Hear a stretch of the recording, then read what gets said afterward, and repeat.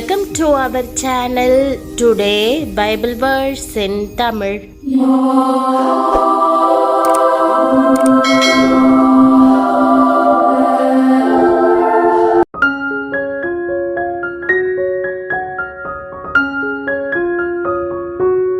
இன்றைய வசனம் 1 பேதுரு 2 அதிகாரம் 24 வசனம்.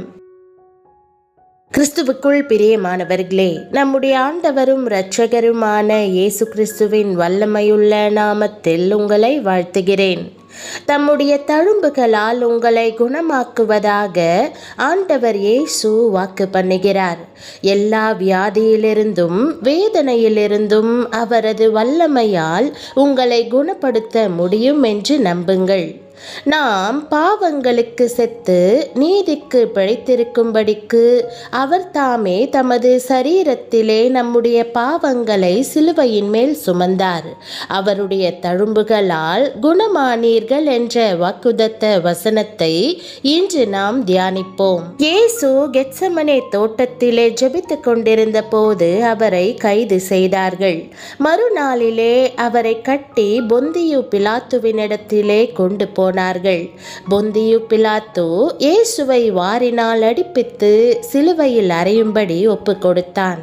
பிலாத்துவின் அரண்மனையிலே குற்றவாளிகளை விசாரிக்கும் கொடூரமான இடத்துக்கு இயேசு அழைத்து செல்லப்பட்டார். ரோமர்கள் குற்றவாளியை வாரினால் அடிப்பதற்கு முன்பு அவருடைய வஸ்திரங்களை களைந்து கை கால்களை மேலே தூக்கி கட்டி விடுவார்கள். போர் சேவகர்களில் ஒருவன் ஒரு பக்கத்திலும் மற்றவன் மறுபக்கத்திலும் நின்றபடி மாறி மாறி குற்றவாளியை அடிப்பார்கள். குற்றவாளியை அடிக்க பயன்படுத்தப்படும் சவுக்கு மிகவும் நீளமுள்ளதாக இருப்பதுடன் இரும்பு துண்டுகள், எலும்புகள், கண்ணாடி, பீங்கான் துண்டுகள், தூண்டில் முட்கள் ஆகியவை இணைக்கப்பட்டதாகவும் இருக்கும். அப்படிப்பட்ட சவுக்கினால் அடிக்கும்போது அது சரீரத்தை 2-3 முறை சுற்றி வந்து ஆழமாய் சரீரத்தில் பதிந்துவிடும்.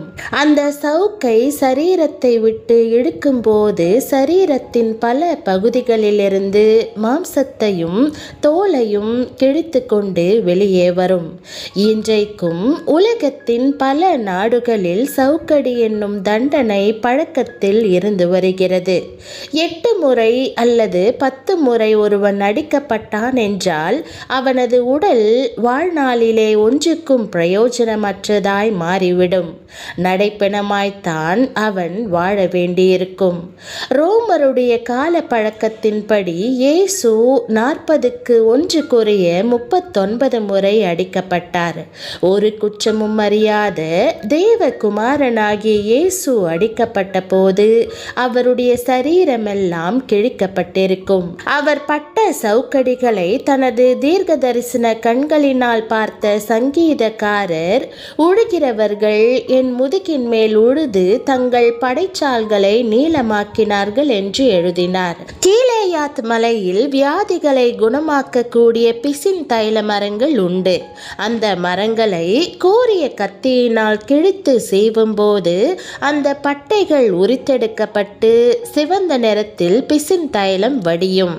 வியாதியுற்றோர் சொஸ்தமாவதற்கு கீலேயாத்தின் பிசின் தைலத்தை பயன்படுத்துவார்கள். சவுக்கடிகளினால் இயேசுவானவரின் சரீரம் கிழிந்து அவரது உடலின் பல்வேறு பாகங்களிலிருந்து வழிந்து வரும் இரத்தமானது கீலேயாத்தின் பிசின் தைலம் போல நம் ஒவ்வொருவருடைய வியாதியையும் குணமாக்க வல்லமையுள்ளதாய் இருக்கிறது. அதற்காகவே அவர் தம்முடைய சரீரம் முழுவதும் தழும்புகளை ஏற்றுக்கொண்டார். பிரியமானவர்களே, கர்த்தர் உங்களுக்கு ஒரு அற்புதம் செய்து உங்கள் நோய்களை குணமாக்குவார். அவர் தாமே நம்முடைய பலவீனங்களை ஏற்றுக்கொண்டு நம்முடைய நோய்களை சுமந்தார் என்று மத்தேயு 8:17 வாசிக்கிறோம். நம் அருமை ஆண்டவருடைய பலமுள்ள வல்லமை மிக்க தோலை நோக்கி பாருங்கள். அதிலே அவர் நம்முடைய நம்முடைய பாவங்களையும் அக்கிரமங்களையும் துக்கங்களையும் சுமந்தார். மட்டுமல்ல, நம்முடைய பலவீனங்களையும் நோய்களையும் கூட சுமந்தார். நோய்களை சுமந்த அவருடைய தோளிலே நமக்கு ஆரோக்கியம் உண்டு, சுகம் உண்டு. இன்று உலகத்தில் எத்தனையோ ஆயிரமான நோய்கள் காணப்படுகின்றன. சில நோய்கள் தாங்க முடியாத வேதனையை கொண்டு வருகின்றன. சில நோய்கள் தூக்கத்தை கெடுத்து இளைப்பாறுதலை ஓய பண்ணுகின்றன. சில நோய்கள் கொடிய துர்வாடையையும் அருவருப்பையும் ஏற்படுத்தி விடுகின்றன. குஷ்டரோகம் போன்ற நோய்கள் சரீரத்தை கொஞ்சம் கொஞ்சமாக அரித்து உயிரையே குடித்து விடுகின்றன. ஆனால் இயேசு கிறிஸ்துவோ எந்த நோயாக இருந்தாலும் அவைகளை எல்லாம் ஏற்கனவே சிலுவையிலே சுமந்து தீர்த்து விட்டார். அவரால் குணமாக்க முடியாத ஒரு வியாதியும் இல்லை. அவர் தம்முடைய இரத்தமாகிய கீலேயாத்தின் பிசின் தைலத்தினால் குணமாக்குகிறார். வேதம் சொல்லுகிறது, அவருடைய தழும்புகளால் குணமாகிறோம், அவருடைய தழும்புகளால் குணமானீர்கள்.